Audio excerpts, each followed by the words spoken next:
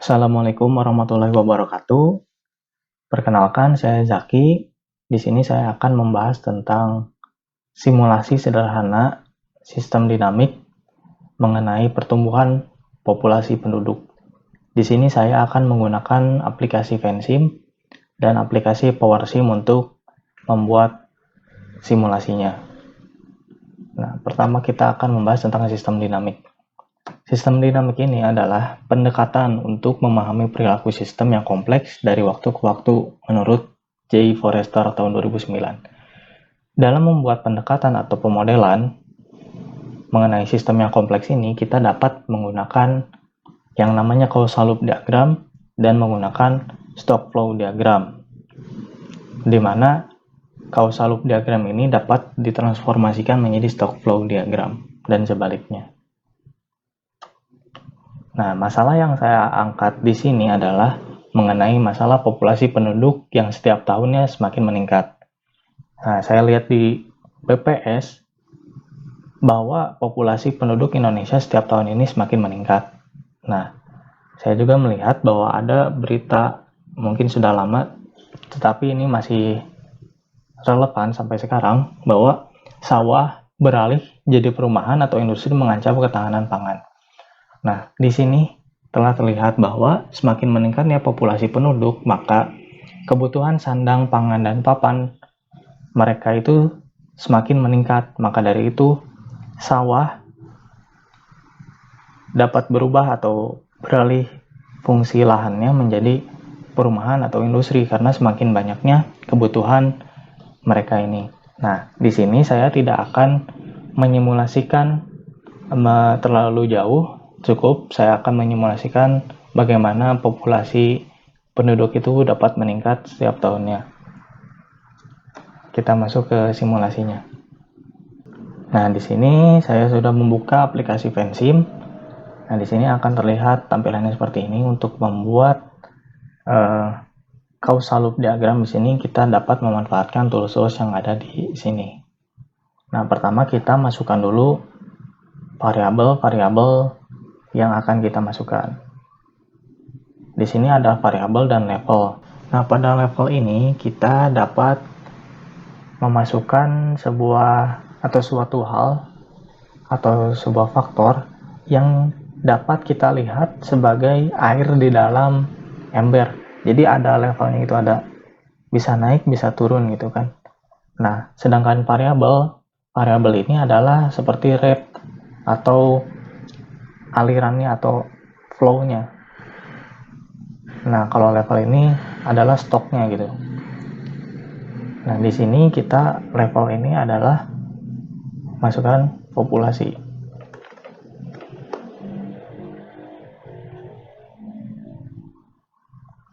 Nah, untuk variabel lain yang mempengaruhi populasi adalah jumlah kematian, jumlah kelahiran, fertilitas, dan mortalitas. Nah, di sini untuk variabel dan levelnya sudah kita tuliskan. Nah, maka kita akan menghubungkan semua faktor-faktor ini menggunakan arrow.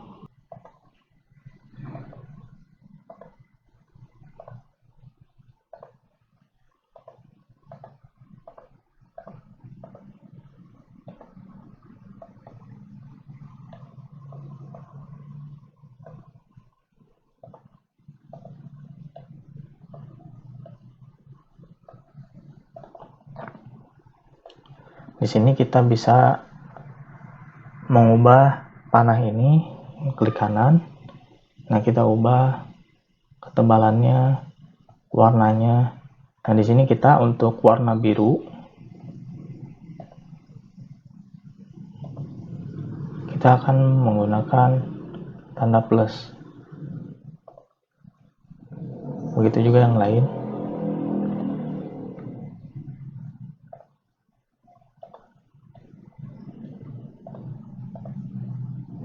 Nah, lalu bagaimana cara membaca causal loop diagram ini? cara baca causal loop diagram ini adalah jika kita membaca dari fertilitas, kita bacanya seperti ini. Jika fertilitas semakin meningkat, maka jumlah kelahiran semakin meningkat. Maka dari itu panah dari fertilitas ke jumlah kelahiran itu adalah positif. Semakin banyak jumlah kelahiran, maka populasi pun akan semakin meningkat. Nah, seperti itu. Nah, untuk yang kematian, jika jumlah kematian semakin banyak, maka populasi akan semakin menurun. Nah, maka dari itu di sini kita harus membuat tandanya menjadi negatif, dan untuk diubahnya, untuk membedakannya maksud saya, diubah menggunakan warna merah saja. Nah, seperti ini. Nah, di sini kita lihat, di sini ada penambahan, di sini ada penambahan. Nah, di situ adalah loop reinforcing, atau namanya adalah loop yang saling menguatkan. Nah, di sini kita bisa menggunakan loop clockwise dengan komennya R atau reinforcing. Nah, colornya kita bebas mau apa saja, misalkan hitam. Oke. Nah, seperti ini. Dan ini ada yang positif, ada yang negatif. Berarti ini adalah loop balancing. Nah, kita gunakan loop counter dan ketik B atau balancing. Nah, menggunakan komen ini.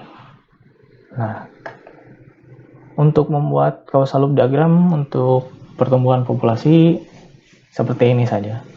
Nah, untuk selanjutnya kita akan masuk ke PowerSim untuk mengubah causal loop diagram ini menjadi stock flow diagram dan membuat simulasi serta grafiknya.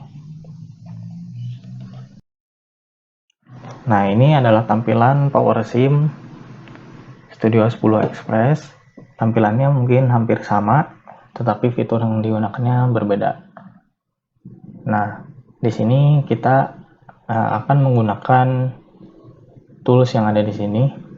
Nah, untuk membuat stoknya itu adalah level yang dari causal loop diagram tadi.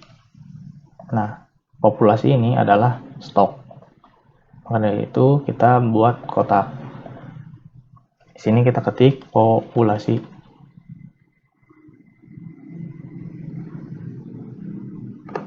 Kenapa saya ketik 2? Karena di sini saya sudah membuat beberapa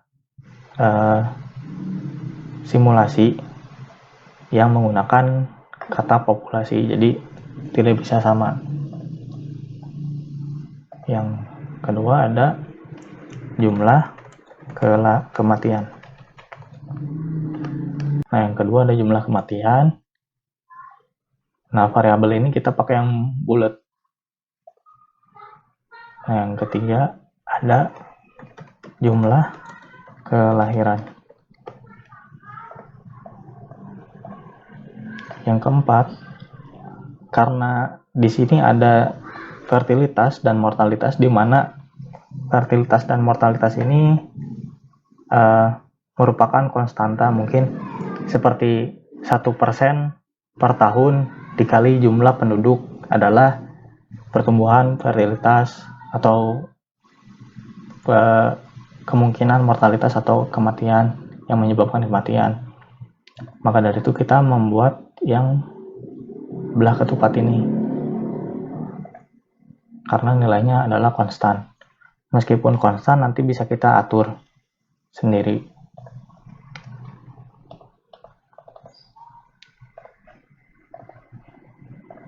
Di sini ada fertilitas,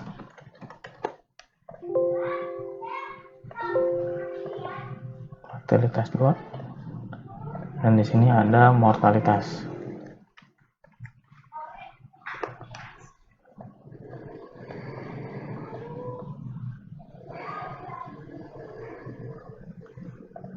Nah, untuk menghubungkannya kita menggunakan ini, flow with rate.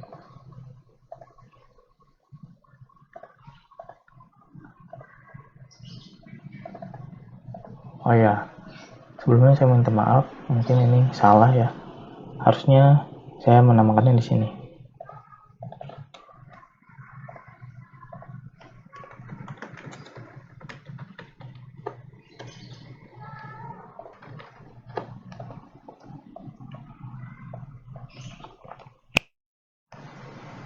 Nah, setelah ini baru kita hubung-hubungkan dengan menggunakan panah ini, active tool for creating a link. Nah, kita dari sini klik sampai seperti ini, sampai menempel, klik. Lalu ini sama, dan ini dari populasi ke jumlah kelahiran, dan dari populasi ke jumlah kematian. Ya, seperti ini. Di sini kita untuk fertilitas akan menggunakan satuan persen per year. Nah, jika di sini belum buat atau belum terbuat si unit atau satuannya, maka kita bisa membuatnya sendiri. Misalkan kita ke kilo. Nah, create, ketika muncul dialog box seperti ini, klik yes, dan langsung finish. Nah, seperti itu untuk membuat satuan. Jika persen year belum ada. Nah, di sini saya menggunakan angka yang imajiner, tidak real, tapi ini cukup untuk mensimulasikan bagaimana pertumbuhan populasi. Di sini saya akan menggunakan 1,4. Ya, berarti di sini adalah 1,4% per tahun. Nah, jangan lupa di sini kita pilih series type-nya rata-rata agar kita bisa mengubah nilai ini dari tahun ke tahun. Apply. Yang ini pun years persen per tahun, dan di sini saya memasukkan 0,5% per tahun. Di sininya average. Apply. Jumlah kematian di sini adalah populasi dikali dengan mortalitas. Di sini adalah jiwa per tahun. Apply. Oh ya, di sininya harus kita isikan dulu. Di sini adalah jiwa. Kita masukkan pertama mungkin populasinya ada 50.000 orang, 50.000 jiwa. Apply. Nah, baru di sini bisa terdefinisikan. Fungsi ini bisa terdefinisikan. Oh iya, di sini pun karena ada tanda tanya oranye, itu mengartikan bahwa faktor atau variabel ini belum diisikan definisi atau tidak terdefinisi. Nah, di sini kita sama, di sini akan menggunakan jiwa per year, jiwa per tahun, dan formulanya adalah definisinya menggunakan formula populasi dikali dengan fertilitas. Apply. Nah, udah. Sekarang kita akan memunculkan dialog box mengenai dialog report yang isinya adalah informasi mengenai nilai-nilai dari variabel ini. Kita klik kanan, show auto report. Nah, lakukan pada semua variabel. Nah, sehingga memudahkan kita untuk melihat berapa nilai dari variabel-variabel ini. Nah, setelah ini kita akan mengatur project ini.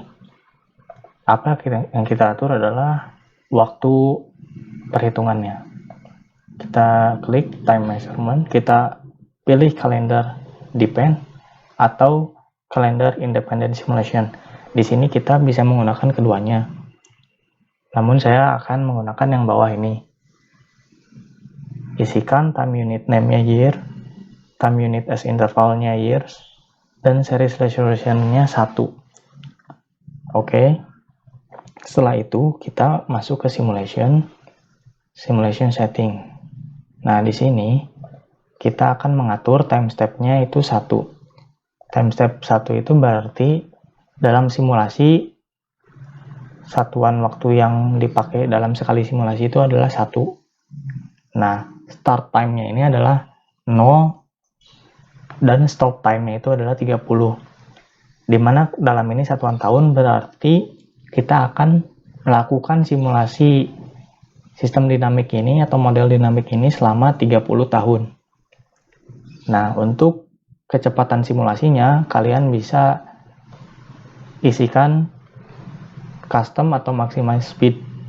Di sini saya akan custom. Jika nilainya semakin besar, maka kecepatannya semakin lambat, dan jika nilainya semakin kecil, maka kecepatannya semakin cepat. Di sini saya akan mengisikan 100 saja. Oke. Nah, setelah itu kita akan, sebelum melakukan simulasi, lebih baik kita memunculkan tabel terlebih dahulu. Tabelnya adalah yang ini, time graph atau grafik waktu. Nah, klik di sini kita buat. Nah, setelah itu kita tinggal drag saja variabel-variabel yang mau kita masukkan atau kita munculkan grafiknya. Di sini saya akan memunculkan grafik yang populasi 2. Tinggal drag and drop. Nah, setelah itu yang kedua kita bikin lagi. Yang kedua saya akan memasukkan variabel mortalitas. Itu juga fertilitas.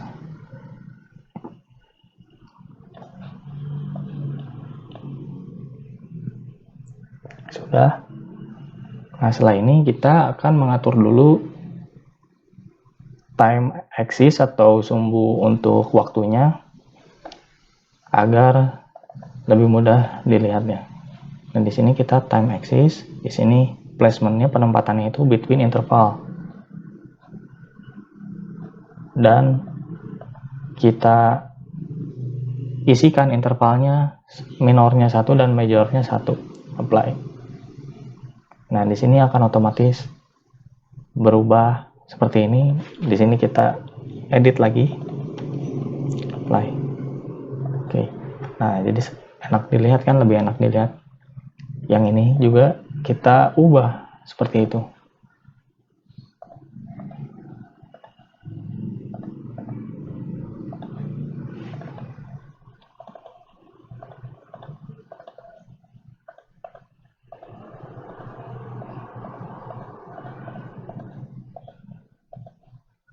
Ya, sudah. Untuk value axis di sini untuk parameter fertilitas dan mortalitas, saya akan mengisikan minimumnya adalah 0% dan maksimumnya misalkan adalah 20%. Nah, di sini kita bisa memilih berapa interval antara titiknya. Oke, yang ini juga sama, kita samakan.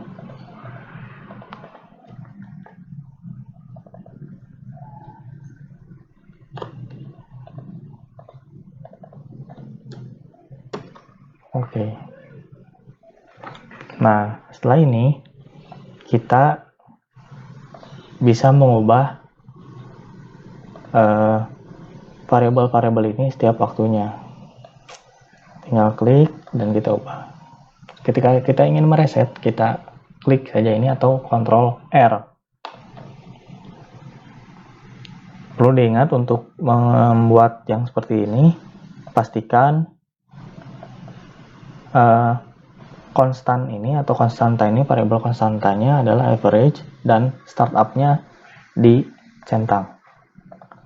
Setelah itu kita coba simulasikan jika fertilitas dalam 1 tahunnya adalah 1,4% dan mortalitasnya adalah 0,5% per tahun, maka seperti apa grafik pertumbuhan populasi yang akan terbentuk.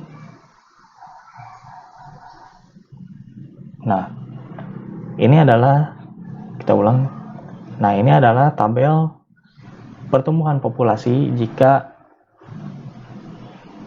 mortalitas 0,5% dan fertilitas 1,4%. Grafiknya ini cenderung linear. Nah, apa yang terjadi jika misalkan mortalitas naik dan fertilitas pun ikut naik? Dimana saya ini rata-ratanya adalah 1,8% dan ini adalah 0,6%. Atau mungkin bisa kita naikkan kembali.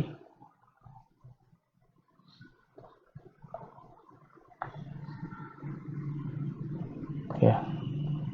Apa grafik yang akan muncul? Seperti apa? Kita play. Nah, grafik yang muncul ketika mortalitasnya naik mendekati persentase dari fertilitas, tadi rata-ratanya adalah 1,8% per year dan mortalitasnya 1,5% per year, maka akan terjadi penurunan populasi pada tahun ke-1 sampai ke 29. Nah, dimana di 29 ini di sini kelihatan landai dan saya naikkan fertilitasnya di tahun ke-29 sampai 30. Sehingga di sini terlihat bahwa grafiknya naik. Nah, apa yang terjadi jika fertilitas yang naik sedangkan mortalitasnya tetap?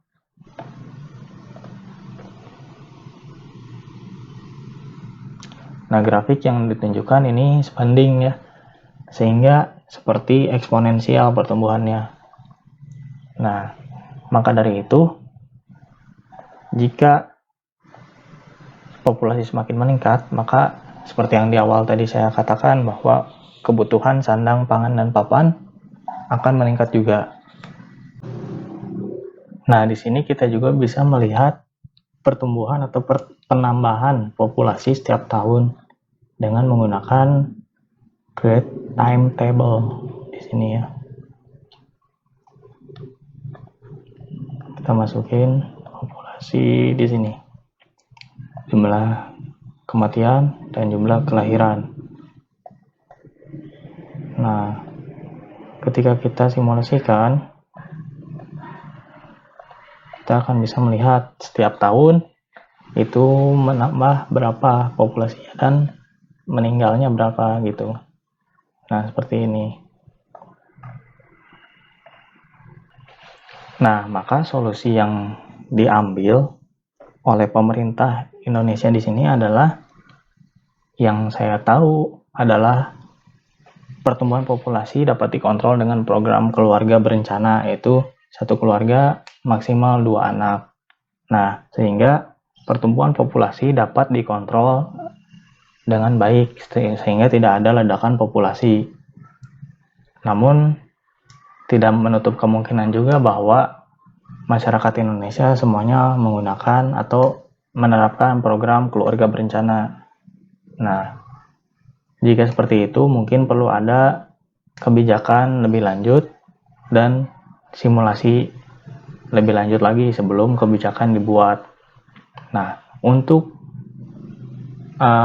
meminimalisir jumlah kematian di Indonesia, itu pemerintah yang saya tahu ada program keluarga harapan atau PKH, yaitu dengan memberikan bantuan-bantuan atau subsidi kepada masyarakat-masyarakat yang tidak mampu, sehingga harapan hidup mereka itu bisa meningkat dan umur harapan mereka pun bisa meningkat juga, harapannya seperti itu.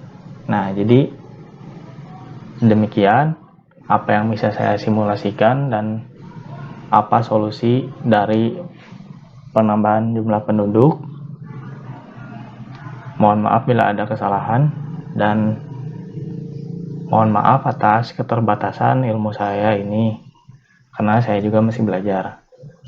Demikian, wassalamualaikum warahmatullahi wabarakatuh. Terima kasih.